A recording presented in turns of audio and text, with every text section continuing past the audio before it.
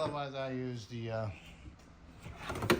hub puller, which is this type, which is really good.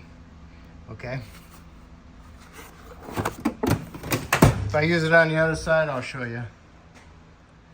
Okay, I put the tool on there just for you. And see, it pushes against there. Not much biting. So don't go bananas hitting it with your impact, because you don't want to crack your ear off or walk off the side of it. All right. See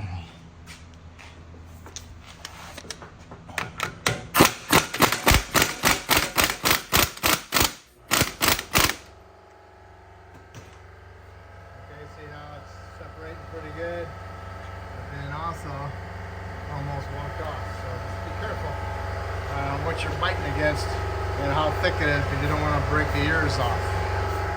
Okay, I just tapped down with my hammer and got it the rest of the way. Okay, so these don't use a sensor wire anymore, because here's the trigger wheel and the sensor goes like that across it, and that's how it picks it up. And here's our heat shield. We gotta bend that straight a little bit. Go back together. And that sensor goes down through here, and it will stick through right here. So when you're cleaning this surface up, you'll hit it with your die grinder or whatever, and you'll damage it. So that's why I always try to remove it. So now what you want to do is clean up your hub, your knuckle assembly of the corrosion. And you can feel the ridge right there. Just clean that up best you can. Try to remove all the aluminum oxidation. I use a die grinder and Brillo pad. And I use also one of these. I like this one. It's got the longer shank on it. You can push down on it, have more control over it. And I use a little bit to go in there, wire wheel.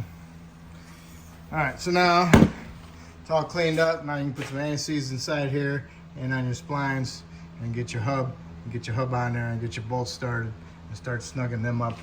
And you want to put a little bit of blue Loctite on the threads also. Got the anti-seize in there and on there on the surfaces to help keep it from corroding in the future. Put it on your shield, clean that up, put it on the shield, both sides. And now next I'll get my hub bearing and put it over there. Okay, you got your bolts snugged up equally, because otherwise the hub gets in the way. So if they're sticking out farther, you go ahead and snug them up, and then you want to torque them to 96 foot-pounds. All right. So then next we want to do is clean up our rotor, put some anti-seize on our hub, and go ahead and mount our rotor, and we can go ahead and put our caliper bracket assembly back on. All right, got the inside of the rotor cleaned up. It's a stepped hub, so it's only higher right here and right there. And in the center, it's lower. That's what a stepped hub is, because it's higher here and higher there and lower there.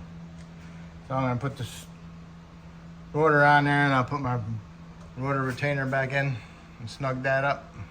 All right, get the little retainer in there, snugged it up. Next, put your caliper bracket assembly on. Make sure you push the pads back into the bases where they go. Place it on there, get your bolts, get them started, snug them up. And then you want to torque those to 148 foot-pounds. 148 foot-pounds, okay? Those are the caliper bracket bolts, the big ones.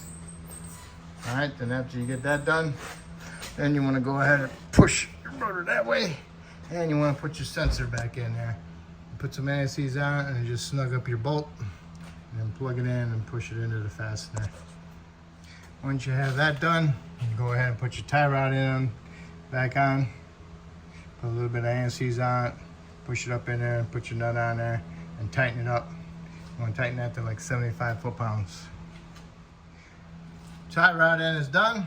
Go ahead, snug up your axle nut, snug it up, and get your torque wrench out. You want to set it to 180 foot-pounds, and you want to torque that nut to 180 foot-pounds. Oh, wait a minute. Keeps on moving.